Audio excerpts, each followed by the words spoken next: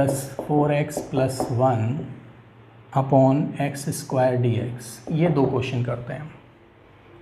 और 1 लगेगा x की power m plus 1 upon m plus 1, ये है m की पावर x, इसमें लगेगा a की पावर x वाला फॉर्मूला। बताओ a की पावर x का क्या होता है? क्या होता है? a की power x upon log a, तो इसका हो जाएगा m की power x upon log m plus c। तो स्प्लिट करना है इनको, सारी टर्म को x स्क्वायर से डिवाइड कर दो, तो बचाइए क्या बचेगा, x plus 5 4 upon x 1 upon x square. Actual question ये है, आपको कंफ्यूज करने के लिए इस फॉर्म में दे दिया गया है। करिए इसका इंटीग्रेशन सबका। x का बताइए एक्स स्क्वायर बाई 2, 5 का बताइए 5x, 4 अपॉन एक्स का 4 log x, 1 upon x square का -1 upon x plus c। Check कर लो। ए ध्यान है आपको, ये क्वेश्चन शायद आपने डिफरेंशिएशन में भी किया था लॉग की प्रॉपर्टीज़ का यूज़ करके। e raise to the power, ये जो x आपको नज़र आ रहा है, आपको पता है ना लॉग का मल्टीपल में जो भी होता है वो पावर में चला जाता है, तो इसको लिख सकते हैं e की पावर log a raise to the power x। ये log का जो मल्टीपल है ये पावर में चला जाएगा, और पावर में है तो आगे आ जाएगा। ये तो आप जानते हैं ना प्रॉपर्टी, वही प्रॉपर्टी है। e raise to the power log x raise to the power a plus e raise to the power log a raise to the power a dx, right, ये लिख दिया हमने।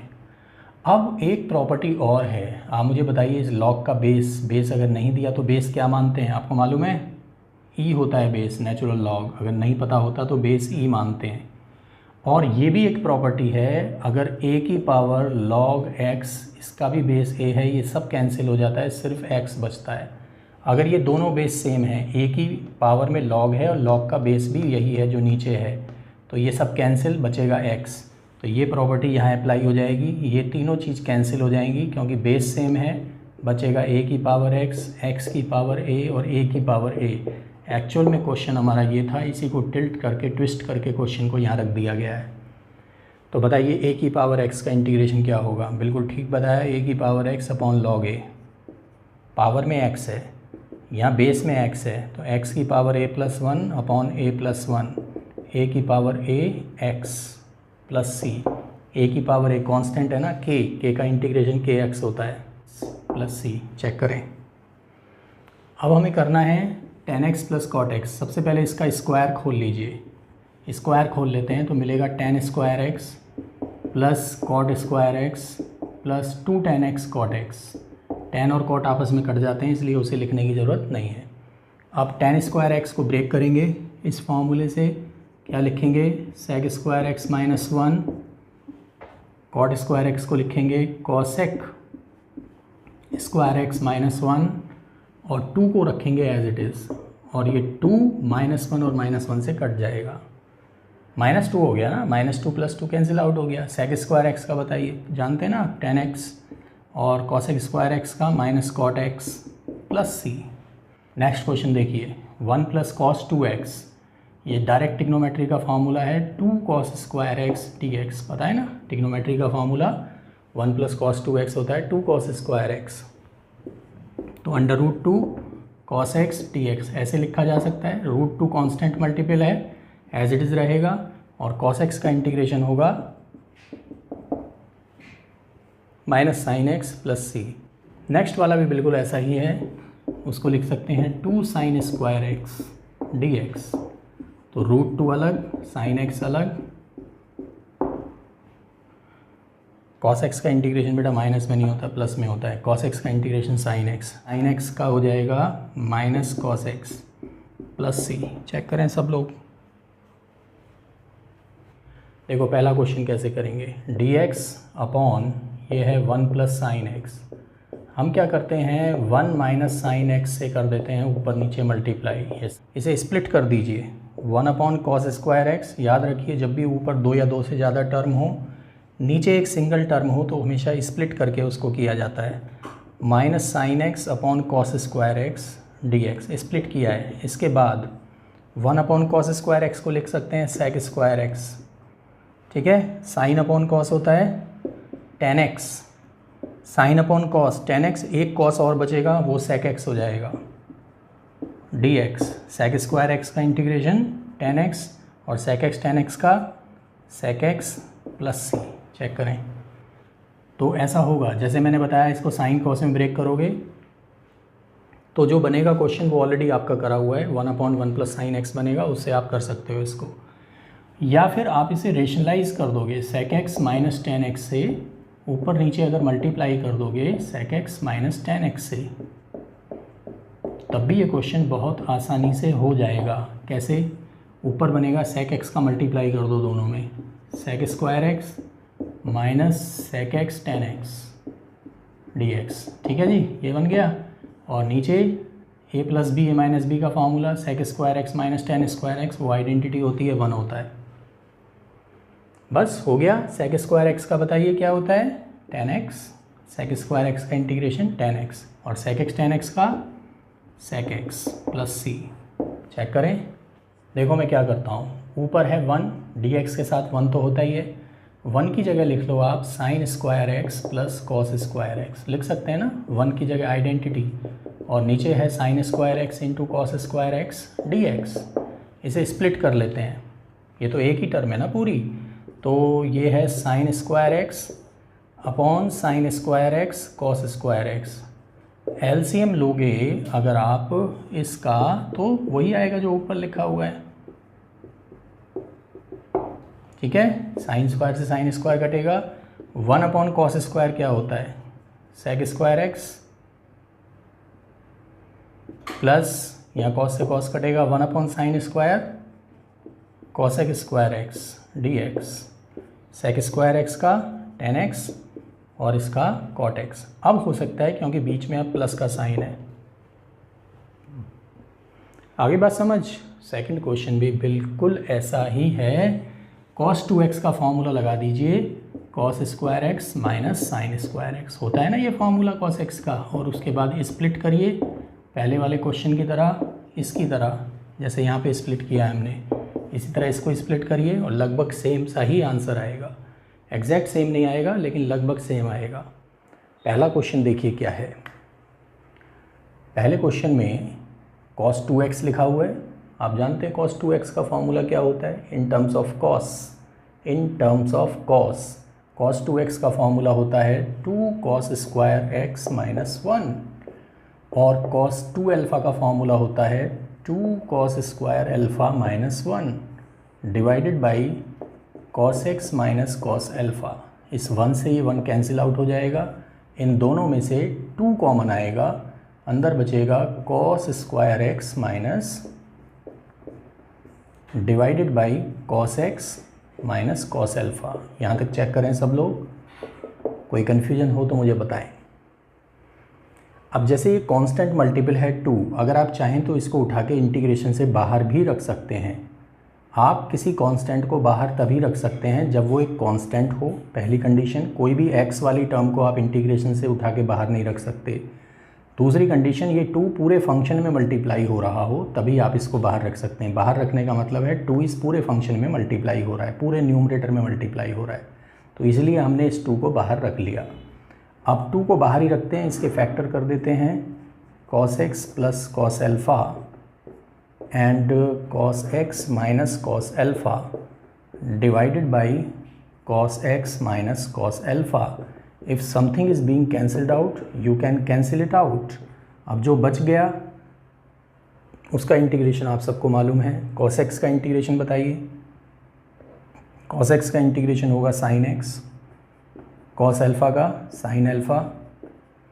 सही लिखा है मैंने या कुछ गलती है? cos x का sin x, बिल्कुल ठीक है। क्या cos अल्फ़ा का भी sin अल्फ़ा हो जाएगा? cos x में x वेरिएबल है, इसलिए cos x का sin x हुआ। ये तो cos अल्फ़ा है और हम इंटीग्रेशन कर रहे हैं विद रेस्पेक्ट टू x, तो x के रेस्पेक्ट में कर रहे हैं, तो अल्फ़ा कांस्टेंट है तो cos अल्फ़ा भी कांस्टेंट है। और कांस्टेंट का इंटीग्रेशन क्या होता है? k का इंटीग्रेशन क्या होता है? kx। तो cos अल्फ़ा भी k की तरह ट्रीट होगा, तो cos अल्फ़ा का इंटीग्रेशन होगा x cos अल्फ़ा। जैसे k का होता है k इंटू एक्स, इसी तरह cos अल्फ़ा का होगा x cos अल्फ़ा। ये बात आप समझ लीजिए कि dx का क्या रोल है। dx हमें बताता है कि इसमें कांस्टेंट क्या है और वेरिएबल क्या है। तो कॉस एक्स के लिए हम फंक्शन वाला फार्मूला लगाएंगे इंटीग्रेशन का, और कॉस अल्फ़ा को कांस्टेंट की तरह ट्रीट करके उसका इंटीग्रेशन किया जाएगा। आई थिंक बात सबको समझ में आ गई होगी। सेकंड क्वेश्चन की तरफ बढ़ें। आप ट्राई करोगे खुद अपने आप, वीडियो पॉज करिए, टाइम लग रहा है कोई प्रॉब्लम नहीं है, ट्राई करिए अपने आप। सबसे पहला काम मैं क्या करता हूँ, इसमें से माइनस कॉमन ले लेता हूँ। cos 2x minus cos alpha divided by cos x minus 1। मैंने ऊपर नीचे से माइनस कॉमन लेके माइनस कैंसिल आउट कर दिया। Is it clear? फिर से cos 2x का फॉर्मूला लगाइए, 2 cos square x minus 1 minus cos alpha divided by cos x minus 1 dx। ध्यान से देख लें सब लोग। अब ये जो ऊपर आप देख रहे हो ये है क्वाड्रेटिक इक्वेशन। अगर cos x को मैं कुछ मान लेता हूँ, सपोज़ मैं y मान लेता हूँ, तो ये क्वाड्रेटिक इक्वेशन हो गई 2y square minus y minus 1 is equal to 0। अगर मैं कहूँ आपसे इसके फैक्टर करिए तो आप कर सकते हैं इसके factor, 2y square minus 2y plus y minus 1 is equal to 0। 2y common, y minus 1 plus 1 common, y minus 1 और y माइनस 1 2y प्लस 1, ये इसके फैक्टर्स होंगे। तो मैं इसके फैक्टर्स करके लिख रहा हूँ। y को मैंने क्या माना था, cos अल्फ़ा, तो मैं यहाँ cos अल्फ़ा की टर्म्स में ही लिखूँगा, cos अल्फ़ा cos x है ना ये, cos x minus 1 and 2 cos x plus 1 divided by cos x minus 1 dx। Check कर लो, ये क्वाड्रेटिक एक्सप्रेशन है, इसके फैक्टर कर लिए मैंने अलग से। फैक्टर जो आए, ये फैक्टर आए, इसमें y की जगह फिर से cos x लिख के यहाँ लिख दिया। This and this will be cancelled out obviously.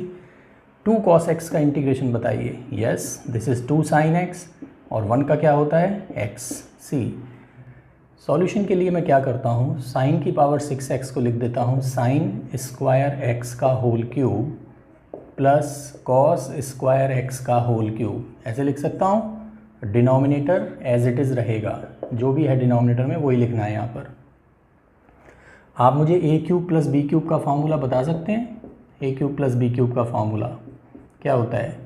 A plus B, A square plus B square minus A B, यही होता है, बताइए। तो इस फॉर्मूले के अकॉर्डिंग मैं इसको एक्सपेंड करता हूँ। A cube plus B cube का फार्मूला है, A cube plus B cube का फार्मूला। तो फार्मूला क्या होता है, ए प्लस बी मतलब sine square x plus cos square x, ये तो हो गया A plus B. A square plus B square मतलब इसका स्क्वायर, मतलब साइन की पावर 4x प्लस कॉस की पावर 4x माइनस ए बी मतलब sine square x into cos square x. Is that clear? Divided by denominator, and denominator is sine square x into cos square x. Sign square x plus cos square x 1 होता है, तो इसको चाहो तो आप यहाँ से हटा सकते हो, और ये तो हट गया यहाँ से क्योंकि ये 1 होता है। अब ये 3 टर्म बची, 1 2 3, और नीचे सिर्फ एक टर्म है क्योंकि इनटू में है, तो हम इसको एक ही टर्म मानेंगे। स्प्लिट कर देते हैं, साइन की power 4x upon sine square x cos square x plus cos की power 4x upon sine square x cos square x minus 1। बताइए 1 कैसे आया, समझ गए ना? This upon this will give you 1। अब यहाँ पे भी कुछ कैंसिल आउट हो रहा है, ये साइन की पावर 4 है, ये साइन स्क्वायर है, तो साइन स्क्वायर से साइन स्क्वायर कैंसिल आउट हो जाएगा, एक साइन स्क्वायर ऊपर बचेगा, नीचे cos square can be written as tan square x, plus इसी तरह यहाँ कॉट स्क्वायर एक्स बचेगा, चेक कर लो, minus 1 dx। Is that clear? अब बताइए tan square x, last class में मैंने डिस्कस किया था tan स्क्वायर एक्स का इंटीग्रेशन कैसे किया जाता है। इसको ब्रेक किया जाता है पहले किस में, sec स्क्वायर एक्स माइनस 1 में, और इसे cosec स्क्वायर एक्स माइनस 1 में, एक माइनस 1 पहले से ही है हमारे पास। तो कितने माइनस 1 हो गए? 3 बार माइनस 1 हो गया, तो इसको हम लिख सकते हैं sec square x plus cosec square x minus 3 dx।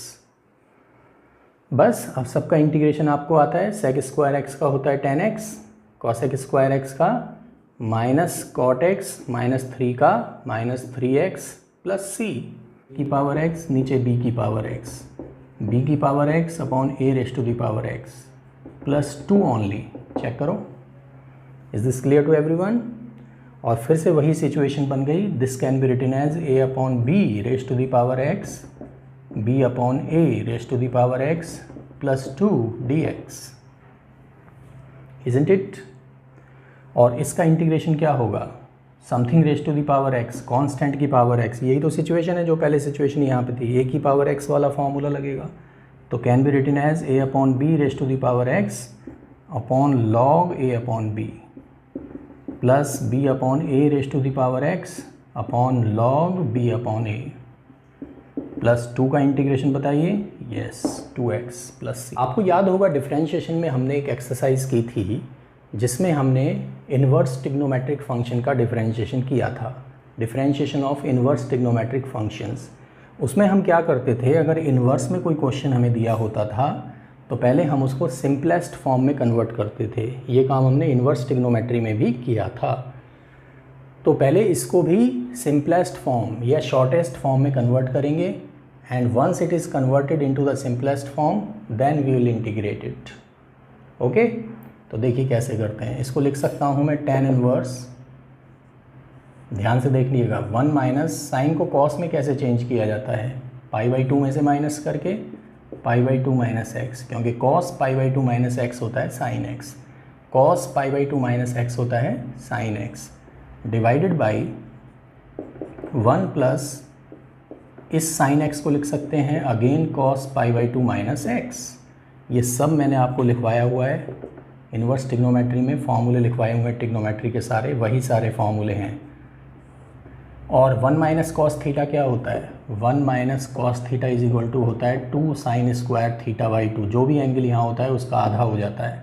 तो इसको मैं लिखूँगा 2 साइन स्क्वायर, इस एंगल का आधा π/4 माइनस एक्स बाई 2। सिमिलरली नीचे हो जाएगा 2 cos square π/4 minus x by 2 dx, 2 से 2 कैंसिल्ड आउट, बनेगा क्या, tan inverse under root tan square π/4 minus x by 2 dx। Sine square upon cos square is nothing but tan square, और ये tan square कहाँ है, अंडर रूट के अंदर है, तो ये अंडर रूट इस स्क्वायर को हटा देगा, बचेगा क्या, बचेगा tan inverse tan π/4 minus x by 2 dx। अब tan इनवर्स से tan कैंसिल, क्या बचेगा, π/4 माइनस एक्स बाई 2। ये है इसकी simplest form, and now it can easily be integrated. बहुत आसानी से इसका इंटीग्रेशन अब किया जा सकता है। आप बता सकते हैं π/4 का इंटीग्रेशन क्या होता है, ऑफ कोर्स कांस्टेंट है तो π/4x हो जाएगा, और 1/2 कांस्टेंट मल्टीपल है, बचा x का होगा x square by 2 plus c. Yes, सबसे पहले इसको कन्वर्ट करना है सिंपलेस्ट फॉर्म में, तो मैं इसको लिखूंगा tan inverse 1 plus sine x upon cos x. खुद सोचिए कैसे आया ये, साइन कॉस में ब्रेक करके एलसीएम ले लिया मैंने। tan इनवर्स, अब ये है 1 प्लस साइन एक्स, इसको लिखा जा सकता है 1 प्लस कॉस π/2 माइनस एक्स, और कॉस एक्स को लिखा जा सकता है साइन π/2 माइनस एक्स dx, क्योंकि हम जानते हैं sine π/2 minus theta cos theta होता है और cos π/2 minus theta sine theta होता है। इसको ब्रेक करने की ज़रूरत क्यों पड़ी, इसमें वही फॉर्मूला लगाएंगे जो इससे पहले वाले क्वेश्चन में लगाया था, 2 cos square π/4 minus x by 2। जब भी साइन को कॉस में या कॉस को साइन में, साइन को कॉस में या कॉस को साइन में कन्वर्ट करना हो तो एंगल को π/2 में से माइनस कर दिया जाता है। इसी तरह tan को कॉट में या कॉट को tan में चेंज करना हो तब भी उसके एंगल को π/2 में से माइनस कर दो, ठीक है। और नीचे क्या बनेगा, आप मुझे बता सकते हैं, साइन x को क्या लिख सकते हैं, ये लिख सकते हैं 2 sine x by 2 cos x by 2, sine 2a वाला फार्मूला लगा सकते हैं। तो यही फार्मूला मैं यहाँ लगा रहा हूँ। रूल ये है कि यहाँ जो एंगल होता है उसका आधा हो जाता है, तो इस एंगल का मैं आधा करके लिखूँगा 2 sine π/4 minus x by 2 cos π/4 minus x by 2, 2 cancel, cos से एक कॉस कैंसिल, बचेगा क्या, tan inverse cot π/4 minus x/2। जानते हैं ये cot कैसे आया, एक cos तो कट गया, तो एक cos बचा एक sin बचा, cos अपॉन sin cot हो जाएगा। बट मेरी प्रॉब्लम अभी भी सॉल्व नहीं हुई, क्योंकि ये tan इनवर्स है और ये cot है। मुझे जो चाहिए यहाँ पे tan चाहिए, तभी तो tan इनवर्स से tan कैंसिल होगा। तो मैं क्या करता हूँ, tan इनवर्स tan, मैंने अभी बताया था कि साइन को cos में चेंज करना हो या cos को साइन में चेंज करना हो, इसी तरह tan को cot में चेंज करना हो या cot को tan में चेंज करना हो, तो इस पूरे एंगल को π/2 में से माइनस कर दिया जाता है। तो मैं cot को tan में चेंज कर रहा हूँ, तो पूरे एंगल को π/2 में से माइनस कर दूँगा। इस पूरे एंगल को π/2 में से माइनस कर दीजिए, π/2 माइनस π/4 माइनस x/2। चेक करो, इस पूरे एंगल को मैंने π/2 में से माइनस कर दिया। तो π/2 माइनस थीटा क्या होता है, tan π/2 minus theta, tan π/2 minus theta is equal to होता है cot थीटा। ठीक है, इसके बाद tan इनवर्स से tan कैंसिल, π/2 90 में से 45 माइनस करोगे तो 45 बचेगा, π/4 प्लस x/2 ये बचेगा। π/4 का integration π/4x 1/2 x² plus c। Check करो, π/2 में से माइनस कर दो तो साइन इनवर्स से साइन कैंसिल हो जाएगा, बचेगा क्या, π/2 माइनस x। इंटीग्रेशन कर दो, π/2x minus x² plus c। जैसे कि यहाँ पर ये है x³ plus 2³ into x minus 1 divided by x² minus 2x plus 4, ये हमारा क्वेश्चन है। ठीक है, तो अब आप जानते हैं फैक्टर्स, a³ प्लस b³ के फैक्टर क्या होते हैं, a³ प्लस b³, अभी थोड़ी देर पहले मैंने फॉर्मूला लिखा था, a plus b a² plus b², a क्या है x, b क्या है 2, तो a³ प्लस b³ का फॉर्मूला लगा रहा हूँ, a plus b a² plus b² minus ab, ये तो इसके फैक्टर हो गए, into x minus 1 divided by x² minus 2x plus 4। बताइए कुछ कट रहा है, मैंने कहा था फैक्टर करने के बाद कुछ ना कुछ ज़रूर कटेगा, ये कट गया। अब इन दोनों को फिर से मल्टीप्लाई कर लो, इनको मल्टीप्लाई करके x² प्लस x माइनस 2 आएगा। चेक करो, दोनों ब्रैकेट्स को मल्टीप्लाई कर लिया मैंने, और अब तीनों का इंटीग्रेशन आप बहुत अच्छी तरह जानते हैं, x³ 3 x² 2x plus c, ये है इसका आंसर। तो देखिए कैसे करेंगे इस क्वेश्चन को। क्या जो न्यूमरेटर है इसको मैं x² प्लस 1 का होल स्क्वायर लिख सकता हूँ, चेक करके बताइए हाँ या ना। क्या इस स्टेप को इस स्टेप की तरह लिखा जा सकता है, हाँ या ना, क्या बोलते हो, नहीं लिखा जा सकता, क्यों, यस आप कह रहे हैं इसे खोल के इक्वल नहीं आएगा, x की पावर 4 आएगा ये रहा, 1 का स्क्वायर आएगा ये रहा, लेकिन साथ में और क्या आएगा, और 2x² आएगा, लेकिन यहाँ पे तो x² है बस, लेकिन इसको खोलने पर 2x² आएगा ना। अगर मैं यहाँ माइनस का x² कर दूँ तो अब चलेगा, क्योंकि यहाँ इसको खोलने पर जो प्लस 2x² आएगा उसमें से x² माइनस हो जाएगा, तो यही बच जाएगा x²। अब सही है, अब सही है, अब बिल्कुल सही है। अब ये वाला न्यूमरेटर और ये न्यूमरेटर सेम है दोनों, ठीक है। तो अब a² माइनस b² का फार्मूला लगा दो, a² minus b², a plus B a minus b, x² plus 1 plus x² plus 1 minus x, factor कर दिए a plus B a minus b से, x² minus x plus 1 dx, कुछ कटेगा, yes ये cut गया। मैंने कहा था ना एक फैक्टर ज़रूर कटेगा डिनोमिनेटर से, वो कट गया। अब ये बचा मेरे पास, इसका इंटीग्रेशन अपन को पता है, x³ 3 1 का x और x का x² 2 प्लस c, x की पावर 4, यहाँ -1 लिख दीजिए अपने पास से और +1 लिख दीजिए। अभी ये चीज़ आपको थोड़ी नई लगेगी कि ऐसे कैसे सोचेंगे, लेकिन ये काम हमें पूरे इंटीग्रेशन में लगभग 20-25 बार करना पड़ेगा ये काम, ठीक है। फ़ायदा क्या होगा इससे ये मैं बताऊंगा अभी आपको, पहले देखते रहिए। क्या किया मैंने, इसमें -1 और +1 किया, अब इसे स्प्लिट कर लेते हैं, x की power 4 minus 1 upon x square plus 1 plus 1 upon x square plus 1 dx। ऐसे लिख सकते हैं, बोलो। बिल्कुल लिख सकते हैं। इसके अब फैक्टर हो जाएंगे क्या, x square plus 1 and x square minus 1 upon x square plus 1 plus 1 upon x square plus 1। Check कर लो, और इससे ये फैक्टर कट जाएगा। बचेगा क्या, एक्स स्क्वायर माइनस 1 बचेगा यहाँ पर, plus 1 upon x square plus 1 dx। इतना सब कुछ बचेगा। और अब मैं इसका इंटीग्रेशन कर सकता हूँ। कैसे, एक्स स्क्वायर का इंटीग्रेशन क्या होगा, एक्स क्यूब बाई 3। 1 का इंटीग्रेशन क्या होगा, x, tan इनवर्स x। बिल्कुल सही बताया।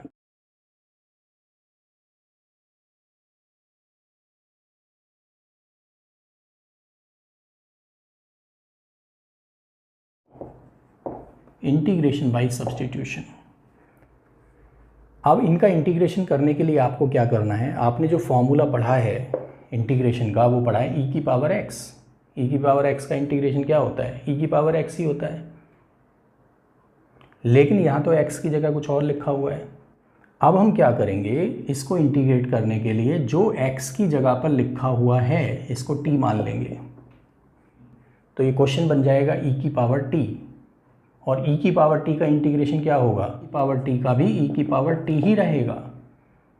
और जिसको हमने t माना है उसके डिफरेंशिएशन से इसको डिवाइड करना पड़ेगा। इसका डिफरेंशिएशन आएगा 3 से डिवाइड करना पड़ेगा। तो t किसे माना था, इसे। इसका डिफरेंशिएशन क्या होगा, 2x प्लस 1 प्लस c। इन चारों में ये वाला सॉल्यूशन गलत है। आप बताओ क्यों गलत है। तरीका बिल्कुल सही है, हमने वैसे ही किया है जैसा बाकी क्वेश्चन में किया है। जो लॉजिक मैंने बाकी क्वेश्चंस में लगाया है वही लॉजिक मैंने यहाँ लगाया है, लेकिन फिर भी ये क्वेश्चन गलत है, ये सॉल्यूशन गलत है। मतलब जिसको आपने t माना था उसका डिफरेंशिएशन 3 था, और 3 कांस्टेंट था, 3 के साथ कहीं x नहीं था। ठीक है, यहाँ पर आपने इसको t माना था, इसका डिफरेंशिएशन 5 था, 5 भी एक कांस्टेंट था। यहाँ पर आपने 3x प्लस 5 को t माना था, इसका डिफरेंशिएशन 3 था, जिससे आपने डिवाइड किया था, ये 3 भी एक कांस्टेंट था। यहाँ पर आपने एक्स स्क्वायर प्लस एक्स को t माना था, इसका डिफरेंशिएशन 2x प्लस 1 था, लेकिन 2x प्लस 1 कांस्टेंट नहीं था।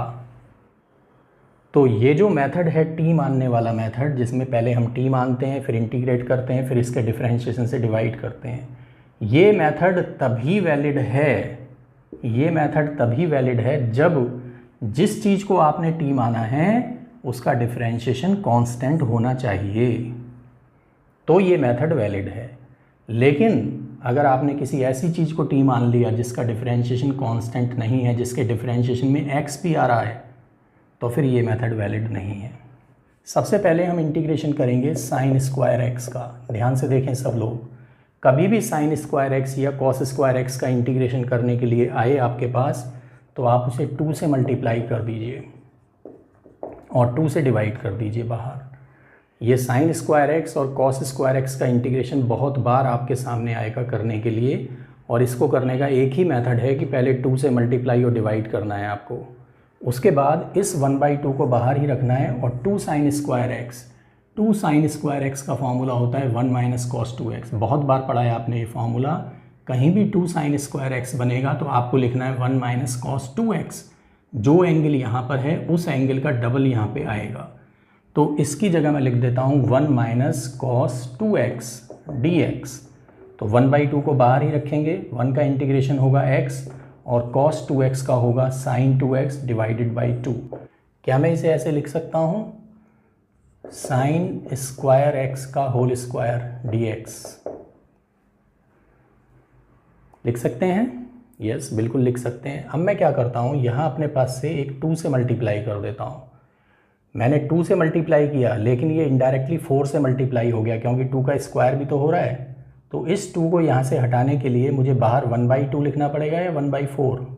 ऑफ कोर्स 1/4 लिखना पड़ेगा, क्योंकि ये 2 नहीं है, 2 का स्क्वायर है 4। तो इस 4 को हटाने के लिए मैंने 1/4 बाहर लिख दिया। आ गया सबको समझ? तो ये 1/4 बाहर ही रहेगा, और इस 2 sin स्क्वायर एक्स को पहला वाला फॉर्मूला देखिए 1 माइनस कॉस 2x लिखा जा सकता है। ध्यान से समझते रहना सारे स्टेप्स, आया सबको समझ। और इसके बाद इसका स्क्वायर खोल लीजिए, 1 का स्क्वायर 1 प्लस बताइए इन दोनों की मल्टीप्लाई का डबल माइनस 2 cos 2x और plus cos square 2x dx। ध्यान से देखो इसका स्क्वायर खोला है मैंने, 1 का स्क्वायर 1, इसका स्क्वायर ये रखा और इन दोनों की मल्टीप्लाई का डबल इधर। अब 1 का इंटीग्रेशन मुझे पता है कैसे होगा, cos 2x का भी मुझे पता है, लेकिन यहाँ फिर से पावर आ गई, cos स्क्वायर आ गया।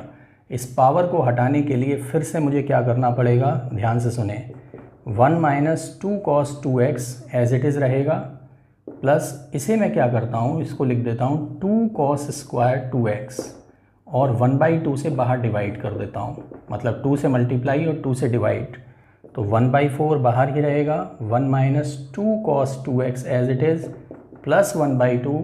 अब मैं इसको ब्रेक करूँगा इस वाले फॉर्मूले से। मैंने कहा था आपसे जो एंगल यहाँ होता है उसका डबल एंगल यहाँ पे आता है। जैसे यहाँ x है तो यहाँ 2x है, अगर यहाँ 2x होगा तो यहाँ 4x आएगा, तो यहाँ 2x है, तो अगर मैं इस फॉर्म में कन्वर्ट करूँगा तो मैं लिखूँगा 1 plus cos 4x dx। Check कर लो एक बार, cos 2x as it is 1/2 का अंदर multiply 1/2 plus 1/2 cos 4x and dx, 1/2 का अंदर मल्टीप्लाई कर दिया। इसमें कुछ सिमिलर टर्म्स हैं क्या, यस, एक 1 है सिंगल और एक 1/2 है, इन दोनों को आपस में कंबाइन कर दीजिए। 3/2 का बताइए, 3/2x, ये 2 constant multiple as it is रहेगा, cos 2x का sin 2x/2 plus 1/2 cos 4x का sin 4x/4 प्लस c। समझ, इसमें 3 टर्म है। आप कहेंगे सर 3 टर्म तो किसी में भी नहीं है इसमें से, कोई प्रॉब्लम नहीं है बेटा, नहीं है तो आप 2 से मल्टीप्लाई और 2 से डिवाइड तो कर सकते हो, बिल्कुल कर सकते हैं। 1/2 को बाहर लिख दो। इसमें क्या करो, आप कोई सी भी 2 टर्म एक साथ ले लो। जैसे मैं 2 cos 2x cos 4x को एक साथ ले लेता हूँ और cos 6x को मैं अलग कर देता हूँ, और इनको एक साथ लेके इसमें 2 cos a cos b का फॉर्मूला लगाता हूँ, cos a plus b, a plus b, cos a plus b cos 6x plus cos a minus b। इसमें से इसको माइनस करेंगे तो माइनस का 2x आएगा, लेकिन वो माइनस लिखने की ज़रूरत नहीं है क्योंकि cos minus theta cos theta होता है। तो cos a प्लस b ये हो गया, plus cos a minus b मतलब 2x into cos 6x and dx। अब सबका इंटीग्रेशन मुझे पता है, मैं लिखता हूँ 1 का इंटीग्रेशन x cos 12x का sin 12x/12 sin 4x/4 plus c।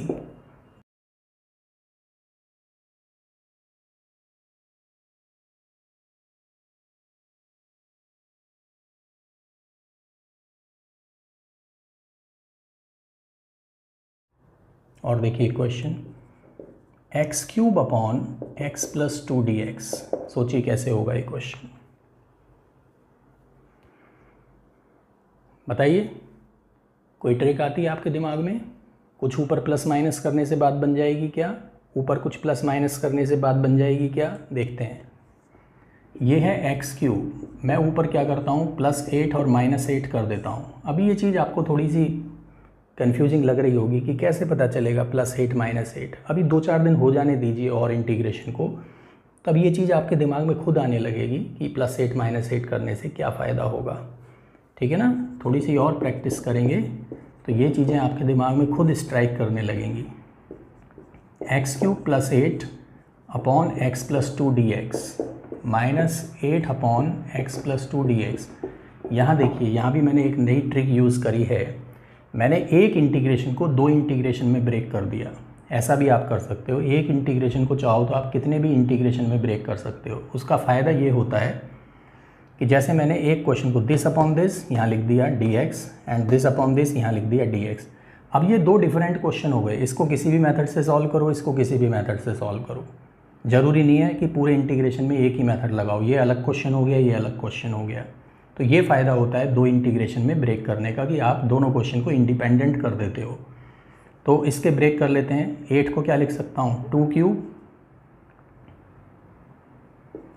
ए क्यूब प्लस बी क्यूब का formula a plus B, A square plus B square minus A b upon x plus 2, ये पहला क्वेश्चन है।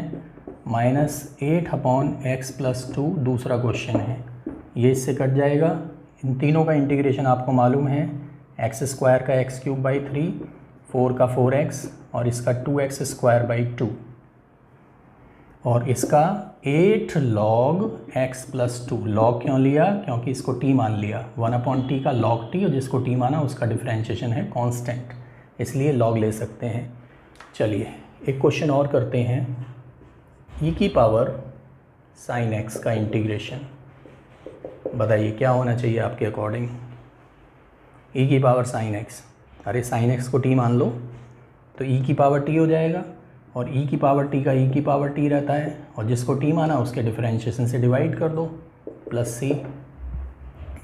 क्या बोलते हो, सही बात है या गलत बात है? गलती ये है कि जिस चीज़ को मैंने t माना है उसका डिफरेंशिएशन कांस्टेंट नहीं है, ये मैं पहले भी बता चुका हूँ आपको, तो ये मेथड गलत है। तो फिर इस क्वेश्चन का इंटीग्रेशन होगा कैसे? अभी तक आपने वही क्वेश्चन, उन्हीं क्वेश्चंस में t माना है जिनका डिफरेंशिएशन कांस्टेंट आया था, उन्हीं क्वेश्चंस में t माना जिनका डिफरेंशिएशन कांस्टेंट था। लेकिन अगर कोई ऐसी चीज़ t माननी पड़ जाए जिसका डिफरेंशिएशन कांस्टेंट ना हो, जैसे sin x को t मानना पड़ेगा इसमें, लेकिन इसका डिफरेंशिएशन तो कांस्टेंट नहीं है, अब क्या होगा, अब कैसे इसका इंटीग्रेशन होगा, वो केस हम अब डिस्कस करेंगे। हम एक ऐसी चीज़ को t मानेंगे जिसका डिफरेंशिएशन कांस्टेंट नहीं होगा। ये अब नेक्स्ट एक्सरसाइज वाली बात है, ठीक है। अब हम हर क्वेश्चन में एक ऐसी चीज़ को t मानेंगे जिसका डिफरेंशिएशन कांस्टेंट नहीं होगा, तो फिर उसका इंटीग्रेशन कैसे होगा। देखिए एक्चुअली ये क्वेश्चन ही इनकम्प्लीट है।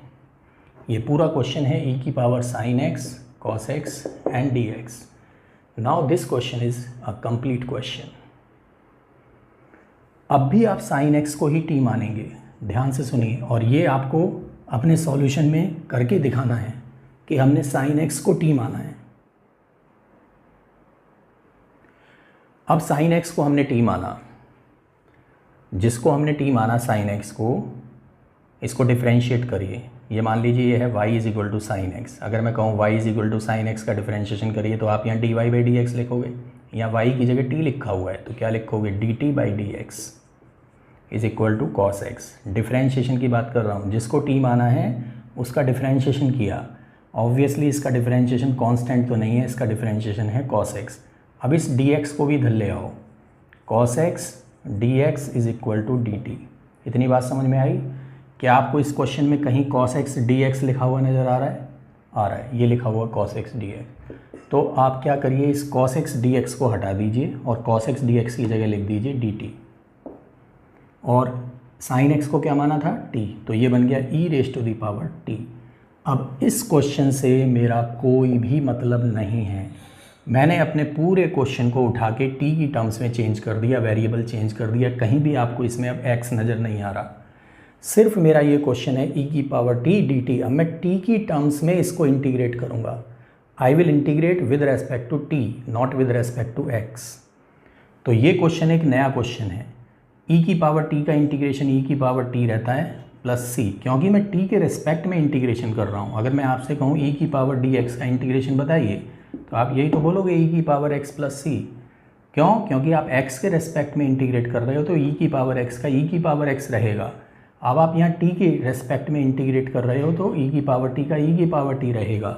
तो हम क्या करते हैं ऐसे क्वेश्चन में, अब मेरी बात ध्यान से सुनना बहुत, अब हम जितने भी क्वेश्चन करेंगे हर क्वेश्चन में एक ऐसी चीज़ को t मानेंगे जिसका डिफरेंशिएशन, पहली बात, कांस्टेंट नहीं होगा, जिसका डिफरेंशिएशन कांस्टेंट नहीं होगा। लेकिन जो भी उसका डेरिवेटिव होगा, जिस चीज़ को हम t मानेंगे, जो भी उसका डेरिवेटिव होगा वो क्वेश्चन में ही रखा हुआ मिलेगा आपको 100% dx के साथ। sin x को t माना, sin x का डेरिवेटिव cos x, ये रखा क्वेश्चन में dx के साथ, dx के साथ, dx के साथ रखा हुआ मिलेगा आपको। और अगर नहीं लिखा हुआ है उसका डिफरेंशिएशन dx के साथ, तो क्वेश्चन गलत है वो। अब हम क्वेश्चन में एक ऐसी चीज़ को टी मानेंगे जिसका डिफरेंशिएशन कांस्टेंट नहीं होगा, लेकिन अगर उसका डिफरेंशिएशन कांस्टेंट नहीं है तो जो भी उसका डिफरेंशिएशन है वो क्वेश्चन में ही रखा हुआ मिलेगा ज़रूर आपको dx के साथ। तो हम उसको टी मानेंगे, ये भी अपने सॉल्यूशन में दिखाएंगे, ये भी फेयर वर्क है। sin x को टी माना, इसका डिफरेंशिएशन करेंगे हर क्वेश्चन में dt/dx, sin x का cos x, dx को इधर लाएंगे हर क्वेश्चन में, और जो डेरिवेटिव है cos x dx इसकी जगह लिख देंगे हम dt, और sin x को t माना था, पूरा क्वेश्चन t की टर्म्स में चेंज हो जाएगा। क्वेश्चन में कहीं भी x नहीं बचना चाहिए, x और t एक साथ एक ही क्वेश्चन में कभी नहीं आ सकते, या तो क्वेश्चन x की टर्म्स में लिखा जाएगा या t की टर्म्स में लिखा जाएगा, और जब वो क्वेश्चन t की टर्म्स में बदल जाएगा तो वो हमारा एक नया क्वेश्चन होगा, उसको t की टर्म्स में ही इंटीग्रेट करेंगे और लास्ट में बस t की वैल्यू रख देंगे sin x प्लस c। ये मेरा आंसर है। हर क्वेश्चन में आपको किसी ना किसी चीज़ को t मानना है, एक ऐसी चीज़ को t मानना है जिसका डिफरेंशिएशन कांस्टेंट नहीं होगा। समझ आ रहा है? पहले क्वेश्चन में x² प्लस x को t मानेंगे, इसका डेरिवेटिव ये रखा हुआ नज़र आ रहा है, dx = dt, इसका डेरिवेटिव ये हो गया, यहाँ dt/dx आएगा, dx को मैं पहले ही इधर ले आया, एक स्टेप क्या बढ़ाना, तो इसको हटाओ और इसकी जगह लिख दो dt, और ये बन गया e⁻t, आंसर आ गया e⁻t प्लस c, t की वैल्यू रख दो e⁻sin x, sin x का क्या था, e⁻x² plus x plus c। Second question में tan x को t मानेंगे, उसका डेरिवेटिव ये रखा, tan x को t माना, sec² dx हो गया dt, तो क्वेश्चन बन गया e⁻t dt, और e⁻t का इंटीग्रेशन सेम रहता है, e⁻tan x plus c। Check करो, एक बात ध्यान रखिए, आप जो मैं बोल रहा हूँ उसको बहुत ध्यान से सुनो और लिख लो कहीं पे। आप क्वेश्चन के किसी भी पार्ट को t मान सकते हो, बट एक ही कंडीशन है, जिस चीज़ को आप t मान रहे हो उसका डिफरेंशिएशन क्वेश्चन में dx के साथ रखा होना चाहिए। किसी भी पार्ट को t माना जा सकता है क्वेश्चन के, ये नहीं है कि हमेशा पावर में तो पावर में ही t मानेंगे। अब समझ में आया तो मुझे बताइए, इसमें मैं किस पार्ट को t मानूं? इसको मैंने t माना, इसका डेरिवेटिव dt/dx, तो 2x + 1 और dx नीचे वाला इधर आ गया = dt, और देखिए ये रखा 2x + 1 dx, 2x + 1 dx है ना, ये रखा, तो ये क्वेश्चन बन गया मेरा, ये जो ऊपर वाली टर्म है ये तो कन्वर्ट हो गई dt में, dt है ना ये, इसकी जगह तो मैंने dt लिख दिया, और नीचे वाले को क्या माना था, t।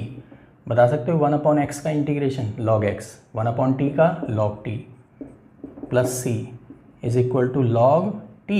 t क्या था, t था x² plus x plus 1 plus c।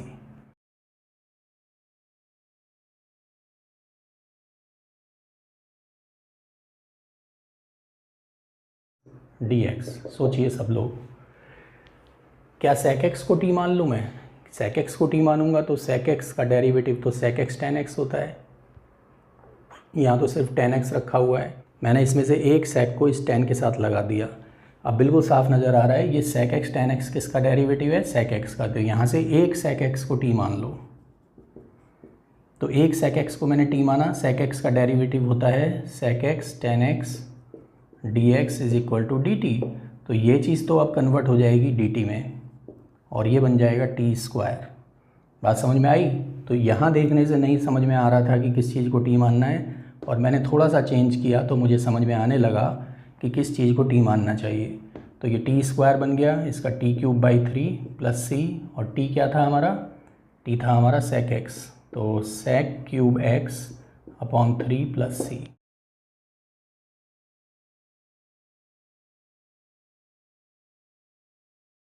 अगर कोई ऐसा क्वेश्चन है जिसमें नीचे कोई फंक्शन दिया हुआ है f(x) और ऊपर उसका डेरिवेटिव रखा हुआ है f'(x), dx भी है साथ में, तो ऐसे क्वेश्चन का आप आंसर डायरेक्ट लिख सकते हो। कैसे लिख सकते हो? इसका आंसर होगा log of f(x) plus c, ये इसका आंसर होगा। क्या इसमें ये मेथड लग सकता है जो मेथड अभी मैंने आपको बताया है? क्या नीचे वाली टर्म का डेरिवेटिव ऊपर रखा हुआ है? सोच के बताइए। पूरे का डेरिवेटिव आपको ऊपर नज़र आ रहा है, तो सीधा आंसर लिख दीजिए log of denominator cos x plus sin x plus c, आ गया आंसर। इसमें t वगैरह मानने की ज़रूरत नहीं है, ठीक है, क्योंकि ये स्टैंडर्ड फार्मूला है, आप लगा सकते हैं डायरेक्ट। क्या नीचे वाले का डेरिवेटिव ऊपर रखा हुआ है? क्या नीचे वाले का डेरिवेटिव ऊपर रखा हुआ है? बिल्कुल रखा हुआ है। e की पावर x का e की पावर x ही होता है और 1 का 0 होता है, तो इसका डेरिवेटिव ये रखा, आप लिख सकते हैं log of denominator plus c।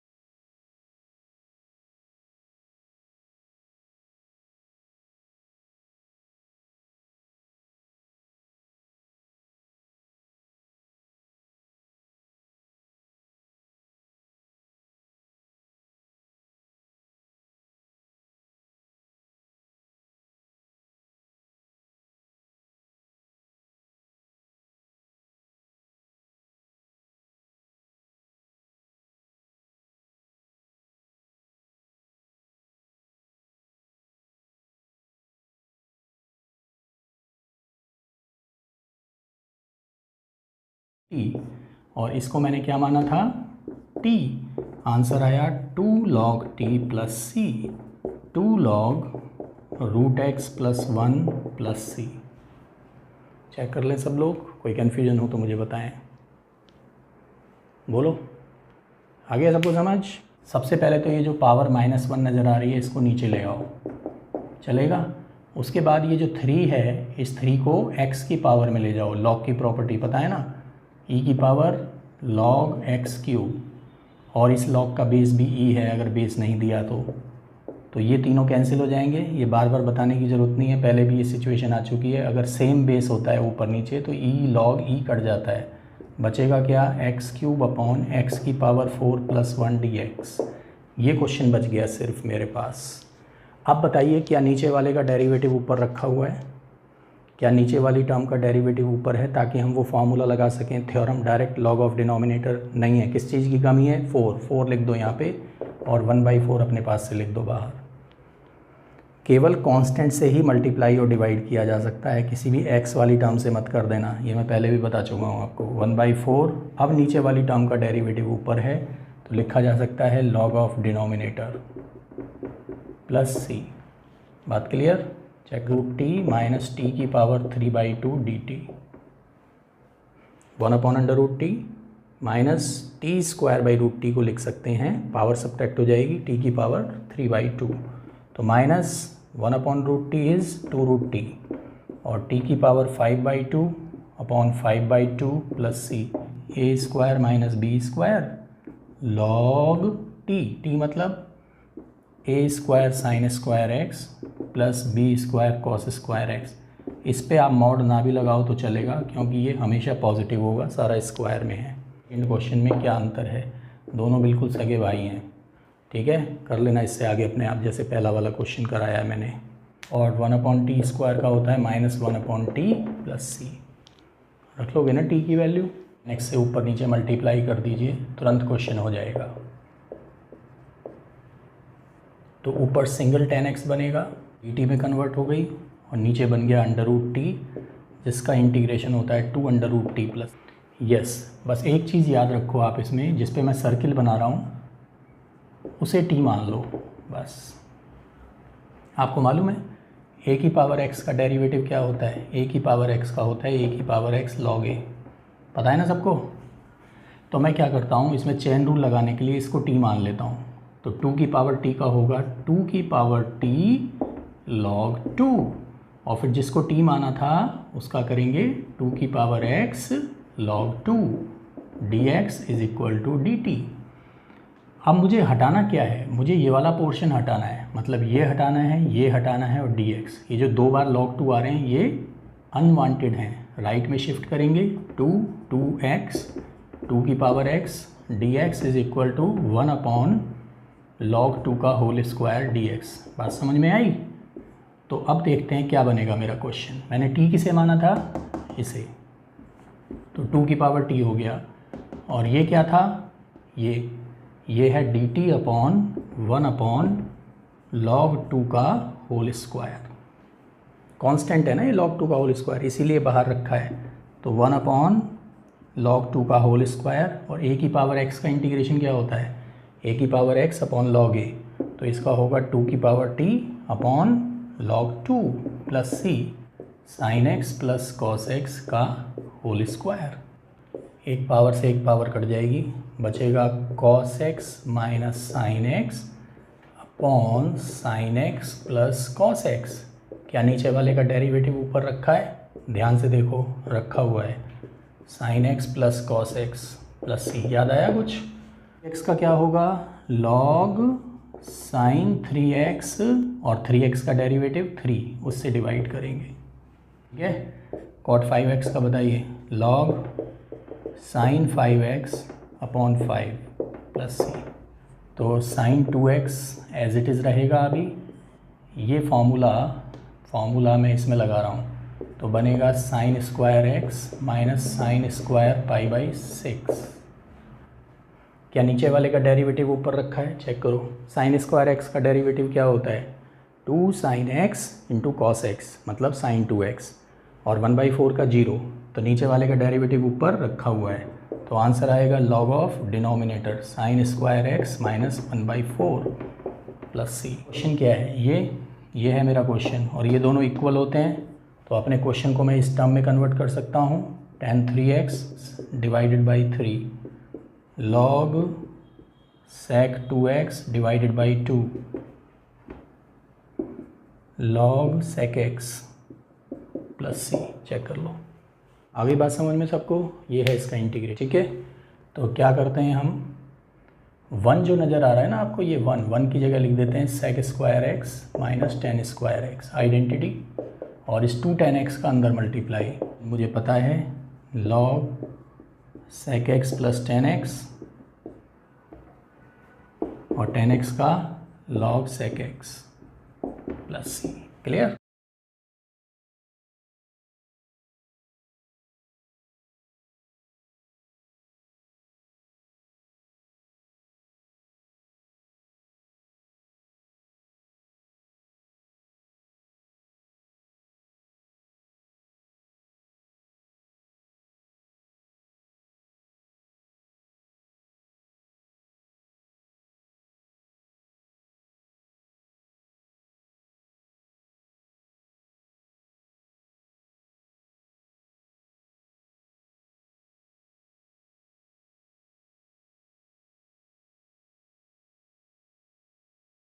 sin x plus c।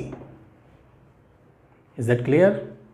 sin x minus a। अब जो इस क्वेश्चन में न्यूमरेटर था वो इसका डिनोमिनेटर है, जो यहाँ डिनोमिनेटर था वो इसका न्यूमरेटर है। क्या अब भी मैं इस फॉर्मूले को खोल दूँ?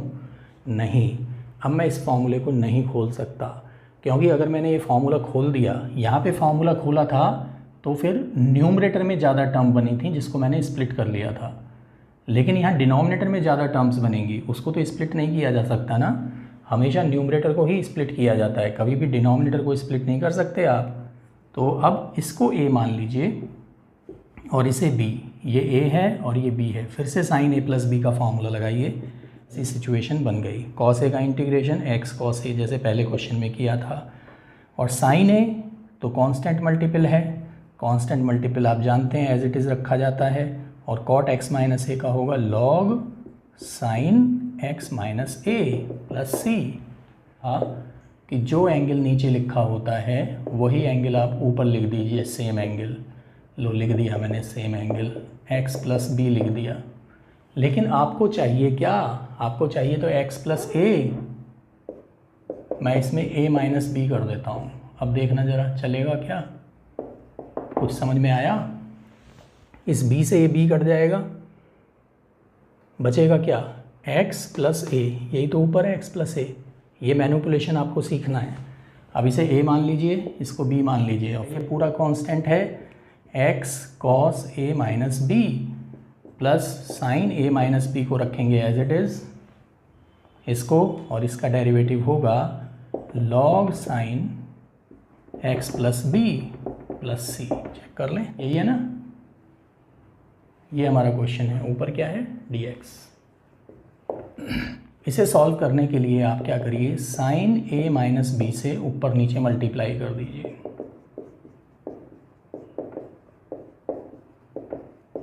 साइन ए माइनस बी से कांस्टेंट मल्टीप्लाई यहाँ कर दिया। याद रखिए कांस्टेंट है, इसमें एक्स नहीं लिखा है मैंने कहीं भी, इसलिए इसे बाहर भी लिखा जा सकता है क्योंकि ये कांस्टेंट है। किसी भी कांस्टेंट से आप ऊपर नीचे मल्टीप्लाई कर सकते हो, वो कांस्टेंट कुछ भी हो सकता है अकॉर्डिंग टू योर रिक्वायरमेंट्स।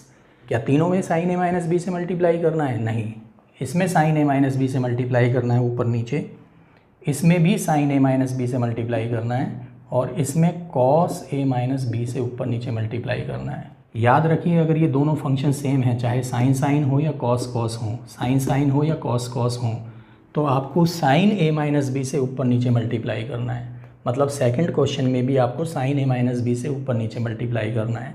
और अगर दोनों फंक्शन डिफरेंट हो, एक साइन हो और एक कॉस हो, तो आपको कॉस ए माइनस बी से ऊपर नीचे मल्टीप्लाई करना है। एक एंगल और यहाँ लिखना है दूसरा एंगल क्लोज। यहाँ पे क्या लिखना है, ये वाला एंगल x माइनस बी, और यहाँ पे क्या लिखना है, ये वाला angle x minus a. X minus a minus log sine x minus b plus C. Check कर लें सब लोग, एक साइन मिला दो तो क्या बन जाएगा, कॉट x। एक साइन और बचेगा नीचे, वो हो जाएगा कॉसेक x एंड dx। इन दोनों का इंटीग्रेशन आपको बहुत अच्छे से मालूम है। सेक x का होता है log sec x plus tan x, और कॉसेक x कॉट x का होता है minus cosec x plus c. ठीक है, कॉसेक x कॉट x का minus cosec x plus c. Cos x sine a, ये क्वेश्चन अगर आपने पहले से किया हुआ है तभी आप कर पाएंगे। इन दोनों में से साइन x कॉमन ले लीजिए। साइन x कॉमन आ रहा है क्या, आ तो नहीं रहा लेकिन ले लेते हैं। कुछ भी चीज़ कॉमन लेने का मतलब होता है कि जो चीज़ हमने कॉमन ली है उससे दोनों टर्म्स को डिवाइड करना। तो इसको डिवाइड करेंगे साइन x से तो कॉस a बचेगा, और जब इसको डिवाइड करेंगे साइन x से तो cos x upon sine x cot x sine a बचेगा। चेक कर लो एक बार। अब ये बन गया साइन की पावर 4x, तो ये अंडर रूट से बाहर आ जाएगा, क्या बन जाएगा, साइन स्क्वायर x, और साइन स्क्वायर x ऊपर जाएगा तो बन जाएगा कॉसेक स्क्वायर x। समझ